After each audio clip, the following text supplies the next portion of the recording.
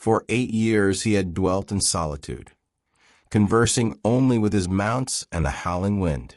Yet when 10 Apache women materialized at his threshold on that tempestuous evening, pleading for refuge, Tobias Redmond would confront the most difficult decision of his existence. The men pursuing them had already drawn close enough to detect the smoke rising from his hearth. The downpour struck the timber shutters like rifle fire, each impact serving as a warning of why sensible people remained indoors when the elements turned savage. Tobias occupied his spot beside the flames, repairing a worn harness when the pounding began. This wasn't the courteous knock of a friend.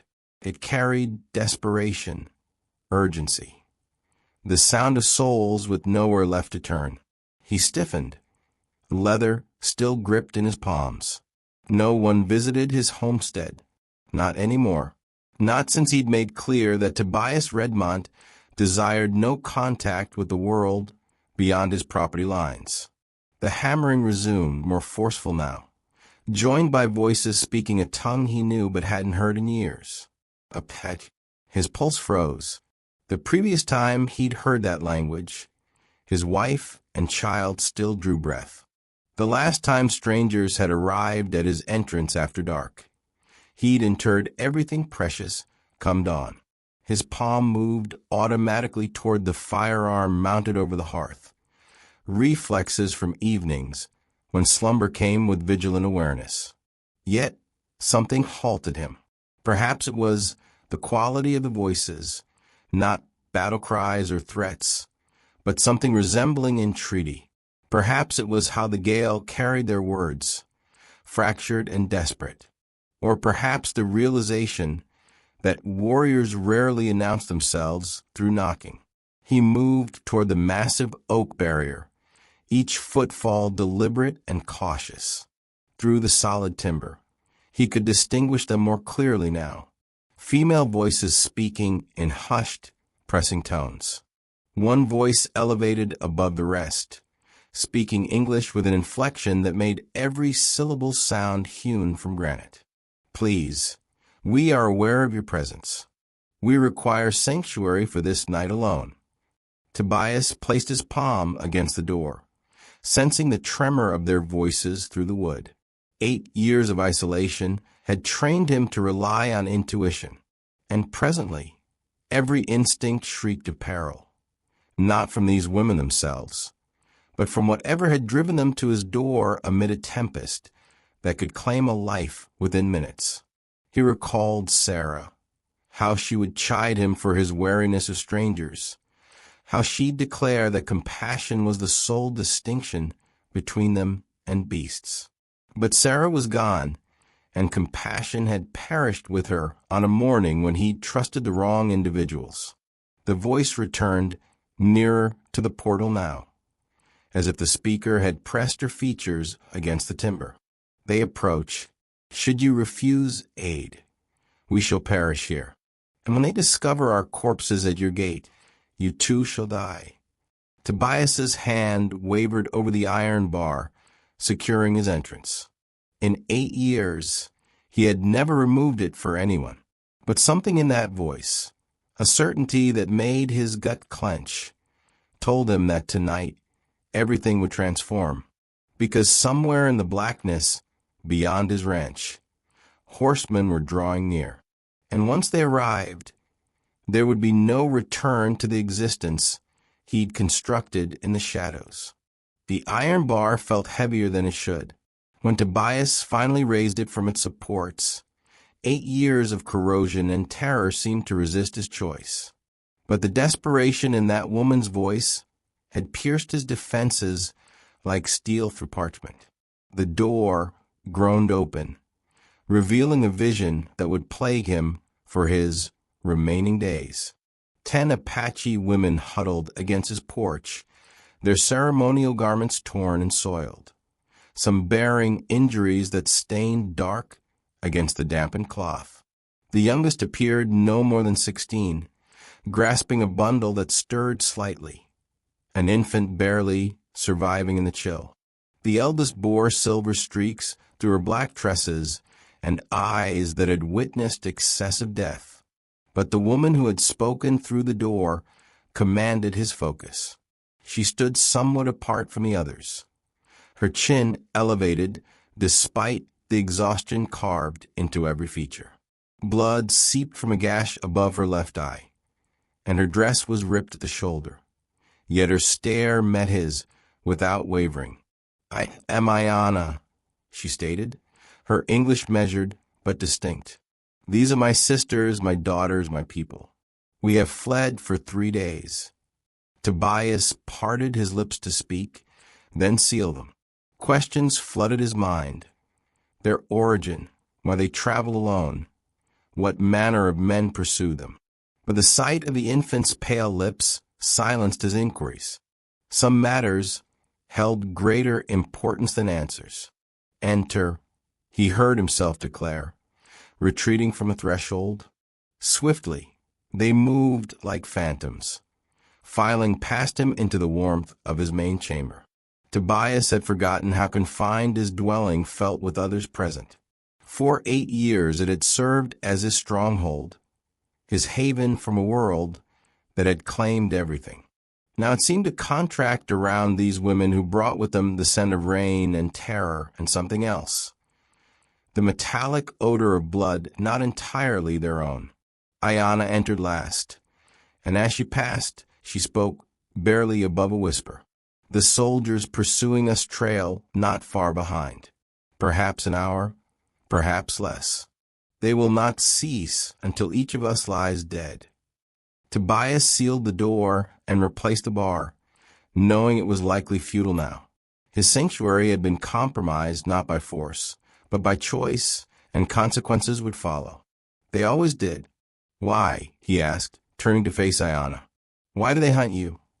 Her dark eyes found his, and within them he recognized familiar anguish, the expression of someone who had lost everything yet lived to speak of it. "Because we fled instead of dying silently. Because we chose existence when they expected acceptance of death. Because some of us resisted when they burned our settlement and slaughtered our men." The infant in the young woman's arms made a feeble sound, and Ayana's jaw hardened. "And because one of their officers will see no dawn if we survive to tell what he did to my youngest sister."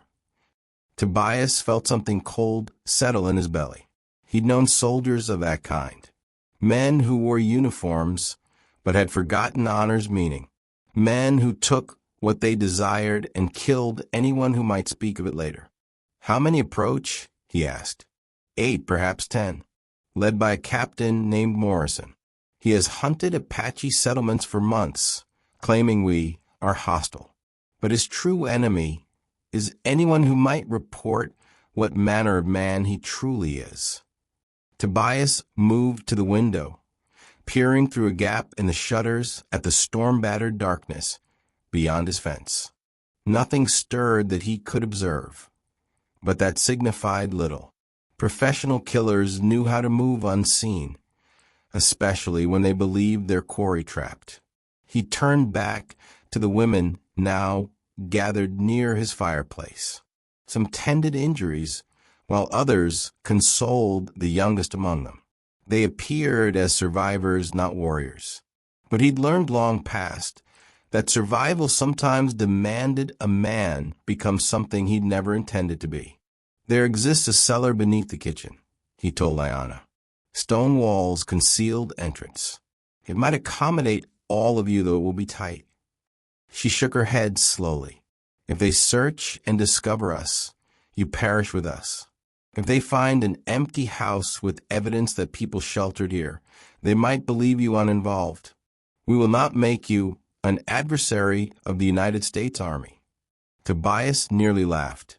8 years too late for that discussion. "Lady, I became their enemy the day I chose to survive what they did to my family. The sole question now is whether we flee or whether we make them pay for coming here." Something flickered in Ayana's eyes. Surprise, recognition, perhaps even hope. Outside, the storm was beginning to diminish, and with it, the cover that had protected them thus far, because in the distance, barely audible over the dying wind, came a sound of horses moving through mud and the low voices of men who believed they had their prey cornered. The sound of approaching horses sliced through the storm like a death warrant. Tobias moved with the efficiency of a man who had survived by thinking 3 steps ahead, seizing his rifle and a box of ammunition from the cabinet. But as he turned back to the women, he saw something that froze him. Ayanna was no longer the desperate refugee who had pleaded at his door. She stood differently now, her posture erect and commanding, and in her hands was a blade that gleamed with more than just firelight. The other women had transformed as well, some clutching weapons they'd concealed beneath their torn garments, others positioning themselves with the practiced ease of people who had fought before. "You are not defenseless," Tobias said, comprehension washing over him. "We never were," Ayanna replied, her voice carrying a hardness that matched the steel in her grasp. "But sometimes it serves to let men believe what they wish to believe. Captain Morrison thinks he pursues frightened women who will cower and plead. He is about to discover otherwise." The youngest woman with the infant moved toward the rear of the house without instruction, and 2 others followed her. They knew their purpose, had prepared for this moment. Tobias realized he wasn't sheltering helpless refugees. He was harboring warriors who had been playing a longer game than he'd comprehended. "How many men have you killed?" he asked Ayanna directly. Her dark eyes met his without shame. "Sufficient to know that Morrison soldiers are not the first to underestimate Apache women. They will not be the last, but they may be the most surprised."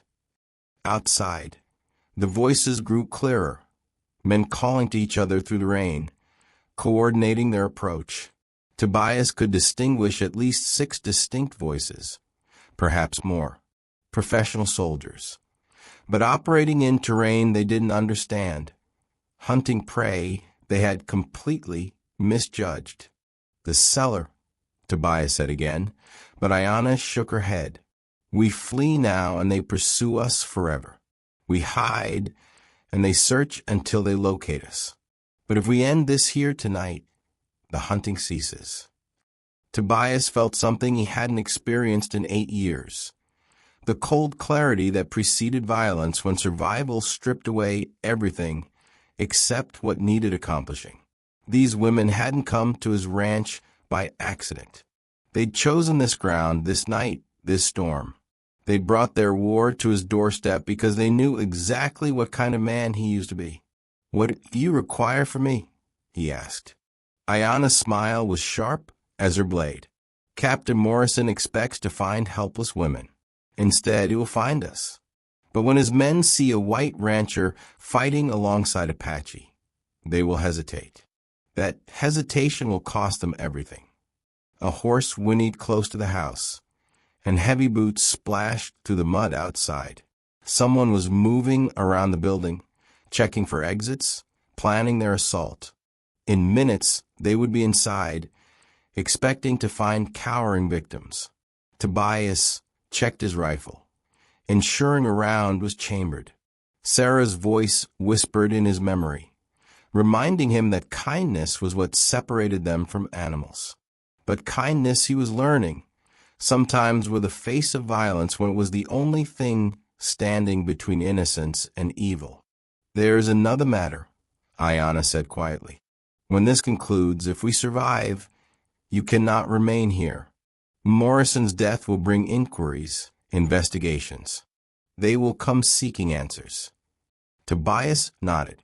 He'd known that the moment he'd opened his door, 8 years of peace was ending tonight. But perhaps that was how it was meant to be. Perhaps some men weren't meant to hide from the world forever. Outside, a voice rang through the storm, commanding, arrogant, certain of victory. "I know you're in there. Come out now and we'll make this quick." Captain Morrison had arrived, and he was about to discover that some hunts end with the hunter becoming the prey. Tobias positioned himself at the front window while Ayanna and 3 other women spread throughout the main room, invisible in the shadows cast by the dying fire. The remaining women had melted into the back of the house, creating multiple lines of defense that would confuse any assault. These weren't desperate refugees. They were a coordinated war party that had been planning this confrontation for days. "Rancher," Morrison's voice boomed again. "We're tracking dangerous fugitives. Open this door, or we'll assume you're harboring enemies of the United States." Through the shutters, Tobias could see shapes moving in the darkness, soldiers spreading out around his house, taking positions that would prevent escape. Standard military tactics. But they were operating under false assumptions. They thought they were surrounding a cabin full of frightened women, and maybe one sympathetic rancher. Ayanna appeared beside him, moving so silently he didn't hear her approach. "The one by the barn," she whispered. "He is Sergeant Blake.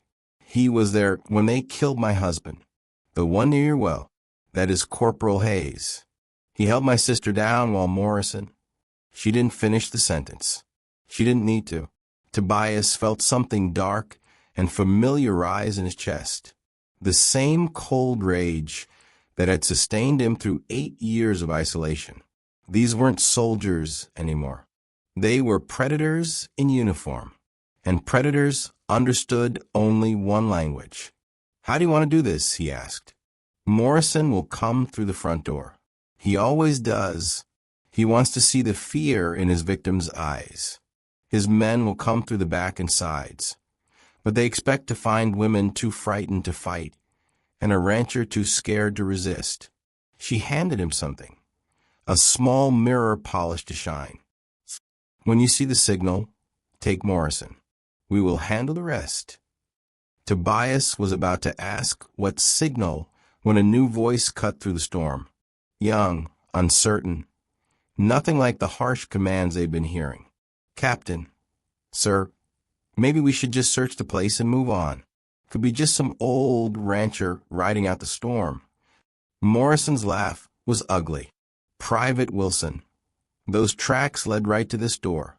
10 women moving fast, bleeding in at least 3 places. They're in there, and so is anyone stupid enough to help them. We do this by the book, my book." Tobias heard the unmistakable sound of rifles being readied, safeties clicking off. Whatever was about to happen, it was happening now. If you were Tobias, what would you do? Open the door and try to negotiate with men who had already decided to kill everyone inside?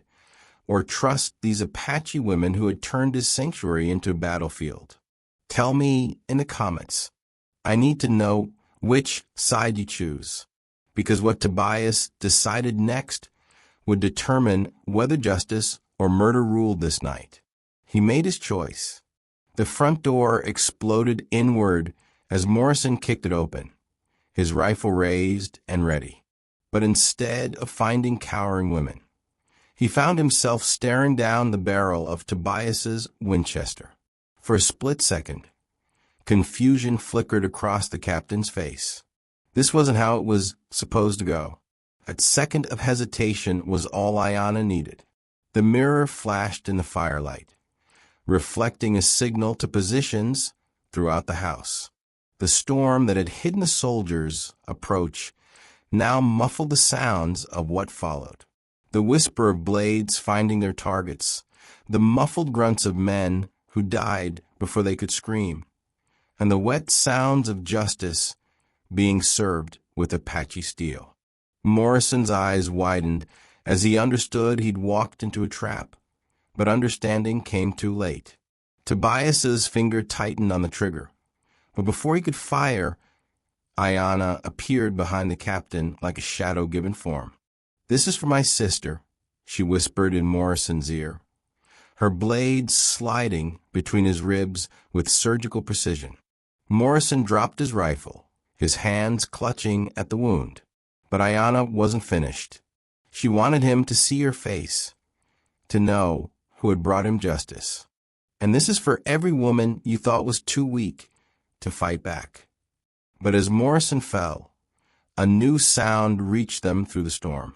More horses, more voices. Morrison hadn't come alone, after all.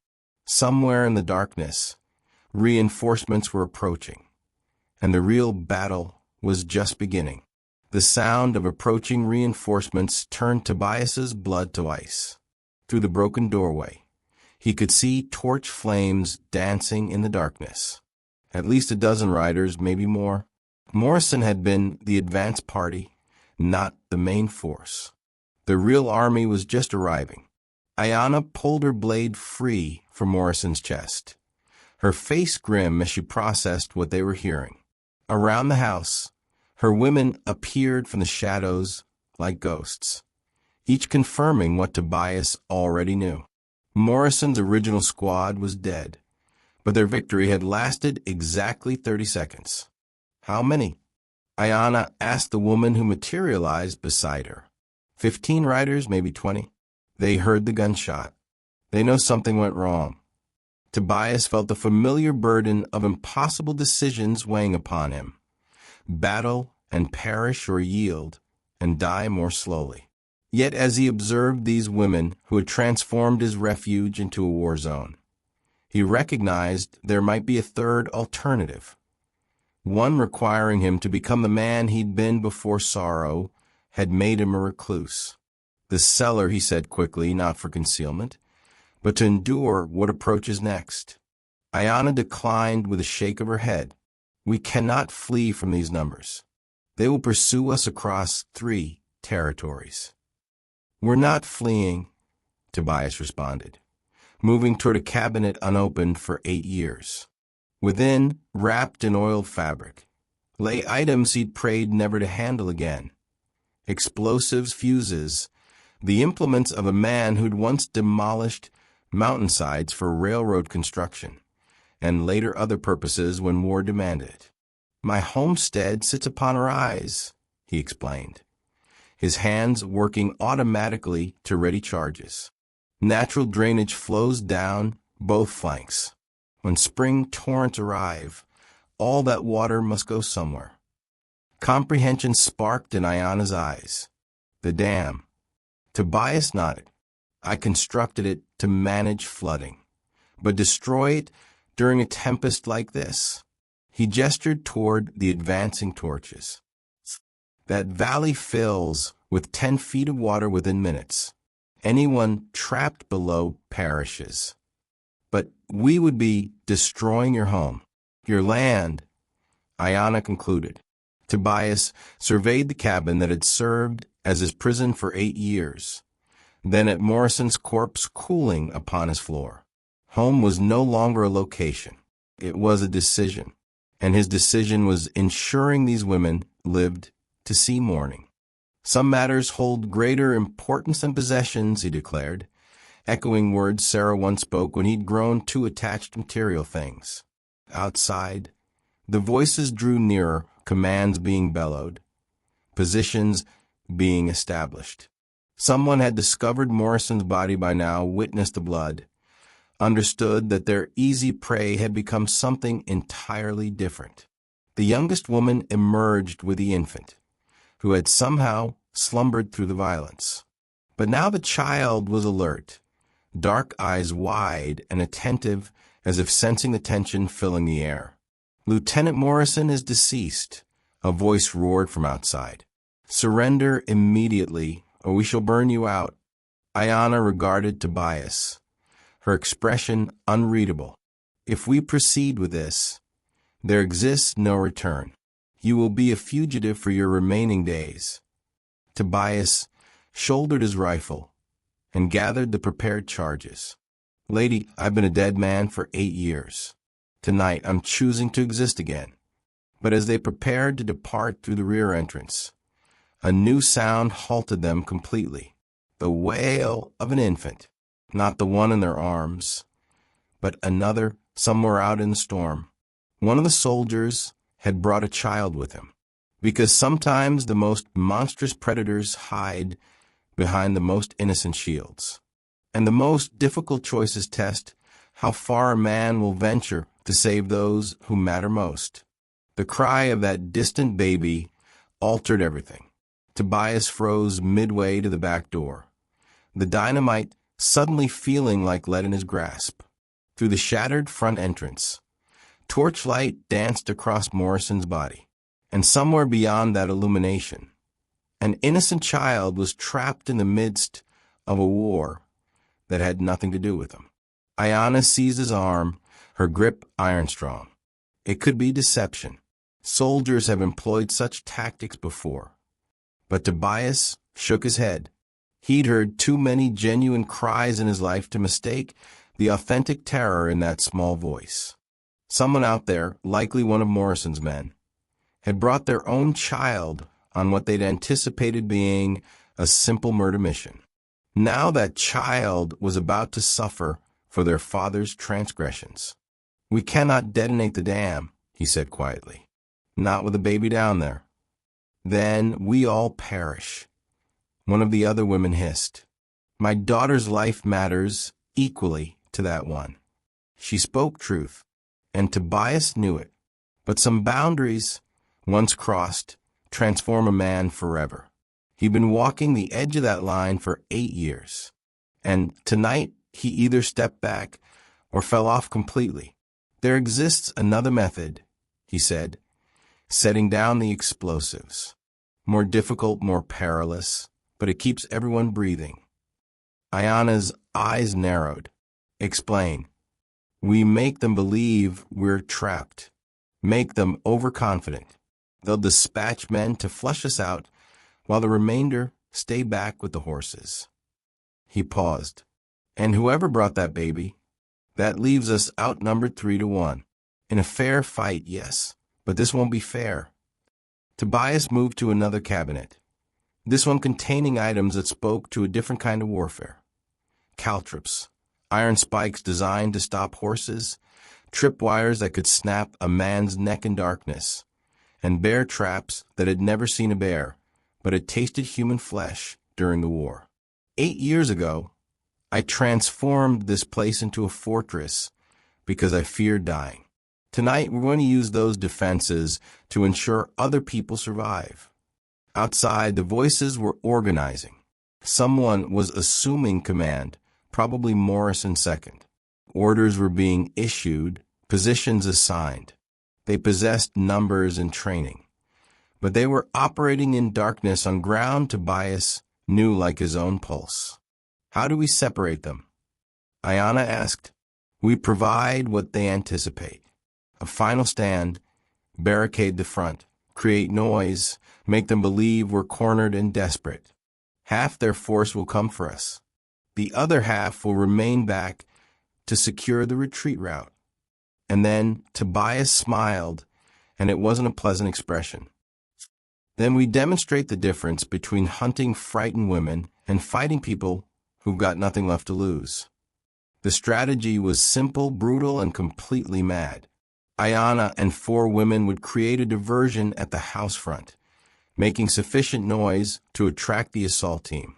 Meanwhile, Tobias and the remaining women would circle around through terrain only he knew, targeting the reserve force and hopefully getting that baby to safety.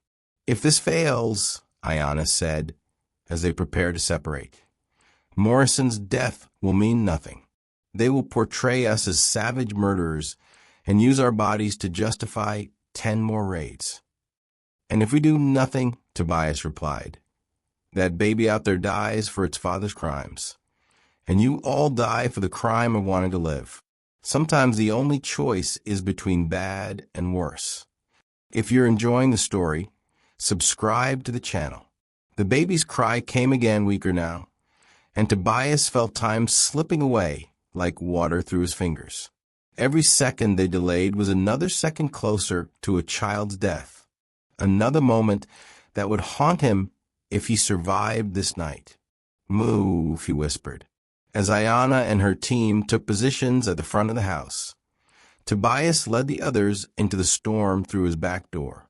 The rain was lighter now, but the ground was treacherous, and one mistake would alert the soldiers to their flanking maneuver. but as they crept through the darkness toward the sound of horses and hushed voices, Tobias realized he'd made a critical error in judgment. The baby wasn't with the reserve force.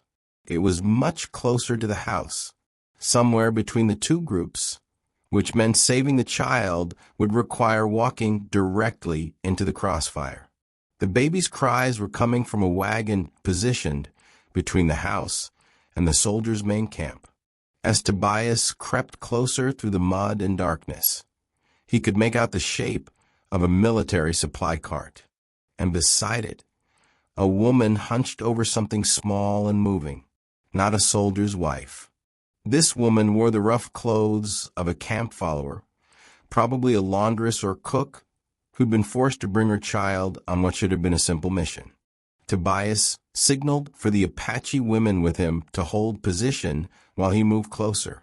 Through the rain, he could hear the woman's desperate whispers as she tried to calm the crying infant. She was trapped between two forces about to collide, with nowhere to run and no way to protect her child from what was coming. From the house came the sound of Ayana's distraction, gunshots, shouting, the crash of furniture being overturned. It was working. Through the darkness, Tobias could see soldiers moving toward the house, leaving the supply area lightly guarded. But lightly still meant 3 armed men who would shoot anything that moved. He made his decision. Rising from cover, Tobias walked directly toward the wagon, his rifle held low but ready. The nearest guard spotted him immediately, raising his weapon. But Tobias called out in a voice that carried calm authority. "Easy, soldier. Lieutenant Morrison sent me to secure the civilians." The lie bought him precious seconds. In the darkness and chaos, wearing his dark coat, he could pass for military at a distance. By the time the guard realized his mistake, Tobias was close enough that shouting would bring attention neither of them wanted.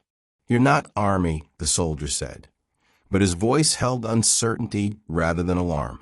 "No," Tobias agreed, and struck the man across the temple with his rifle, but the soldier dropped silently into the mud. The woman with the baby looked up as Tobias approached, terror bright in her eyes. She was younger than he'd expected, maybe 19, with a hollow look of someone who'd seen too much hardship for her years. "Please," she whispered, "don't hurt my baby. She's done nothing wrong." "Neither have you," Tobias said quietly. "What's your name?" "Mary. Mary Hendricks. I cook for the men. Do their washing. Captain Morrison said it would be safe. Said we were just going to arrest some women who'd stolen horses." Tobias felt anger burn in his chest. Morrison had lied to his own people, turned a cook and her baby into unwitting accessories to murder. Even dead, the man was still destroying lives.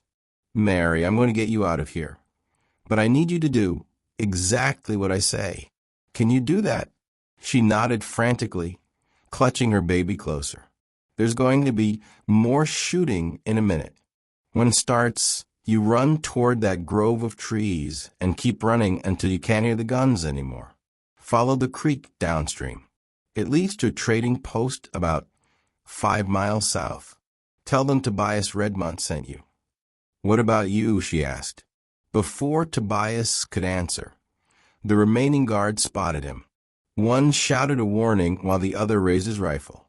But the Apache women Tobias had left in position were already moving, emerging from the darkness like vengeful spirits. The fight was brief and decisive.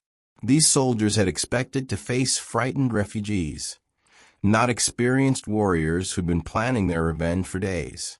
Within minutes, the supply area was secure, and Mary was running into the night with her baby, disappearing into the safety of the storm. But their victory was short-lived.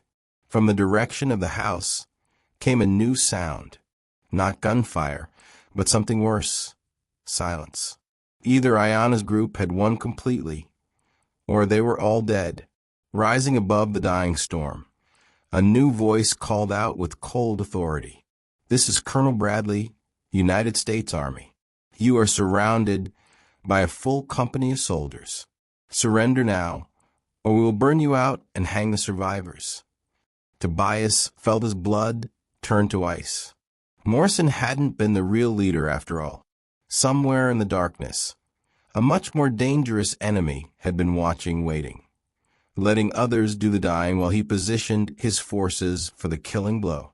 Colonel Bradley's voice carried the confidence of a man who held all the cards. Through the darkness, Tobias could see torches spreading out in a wide circle around his property. Not the dozen riders they'd originally faced, but what looked like a full military operation. Morrison had been the bait, and they'd all walked straight into the trap. But as Tobias processed this new threat, he heard something that changed everything.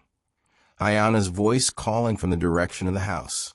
"Tobias, we have Bradley's son." The silence that followed was deafening. Even the storm seemed to pause, as if nature itself was waiting to see how this would unfold. Then Bradley's voice came again, but now it carried a tremor that hadn't been there before. "Release the boy, and we can discuss terms." "There are no terms," Ayana shouted back. "Only justice. Your men destroyed our village, murdered our families, and worse. Now you will answer for their crimes." Tobias made his way back toward the house, moving carefully through terrain that was now a maze of soldiers and positioned weapons. As he got closer, he could see the situation more clearly. Ayana's group had indeed won their fight, but at a cost. 2 of the Apache women lay still in the mud, their sacrifice buying the others a chance at survival. Inside the house, he found a scene that would have been impossible to imagine an hour earlier. Ayana stood behind a young man in a lieutenant's uniform, her knife pressed to his throat. The boy, and he was barely more than a boy, had Bradley's eyes and the same aristocratic jaw. But where his father projected cold authority, the son showed only terror. "He came through the back," Ayana explained quietly. "Thought he was being clever, flanking us while his father's men attacked the front. Instead, he delivered himself to us." The young lieutenant tried to speak, but Ayana's blade pressed closer to his skin, drawing a thin line of blood. "How old are you?" Tobias asked the boy. 19, came the whispered reply. "Same age as the cook's daughter who just ran into the night because your father turned her into a target. Same age as some of the women your captain murdered." Tobias moved closer, studying the boy's face. "Tell me, Lieutenant Bradley, did you know what Morrison was really doing to those villages?" The young man's eyes flickered between Tobias and Ayana. Understanding was finally dawning. "I thought we were suppressing hostile Indians. Father said they were raiders, that we were protecting settlers." "Your father lied," Ayana said softly. "We were living peacefully until Morrison came. We grew corn, raised children, and bothered no one. But peaceful Indians don't justify military budgets, do they?" Outside, Bradley's voice came again, more desperate now. "I have 60 men surrounding this house. Release my son, and I'll give you safe passage to the territorial border." Tobias almost laughed. Safe passage from a man who'd built his career on broken promises and manufactured wars. But as he looked at the young lieutenant, he saw something that gave him pause. Genuine shock and growing horror as the boy began to understand what he'd been part of. "There's another way," Tobias said to Ayana. "One that doesn't require his death. He is guilty by association. His ignorance does not absolve him. No, but his testimony might convict his father." The idea crystallized as he spoke. A colonel's son testifying about systematic murder disguised as military action. It would destroy Bradley's career and expose the corruption that had enabled men like Morrison. "You want me to betray my father?" the young lieutenant whispered. "I want you to tell the truth," Tobias replied. The question is whether you're man enough to face what that truth means. Before anyone could respond, a new sound cut through the night, horses approaching at full gallop, and with them, voices shouting orders that didn't come from Bradley's men. Someone else was arriving, someone with enough authority to make a full colonel nervous. Through the broken door, Tobias could see new torches, carried by riders wearing different uniforms. Federal marshals, maybe, or territorial investigators. Someone had been watching Bradley's operations, and tonight's massacre had finally drawn official attention. As understanding dawned, Tobias realized they might all survive this after all. But survival would come with a price. The truth would have to be told, justice would have to be served, and powerful men would have to fall.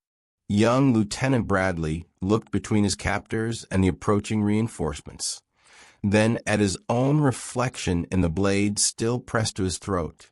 "What do you need me to say?" he whispered. If you're enjoying the story, subscribe to the channel.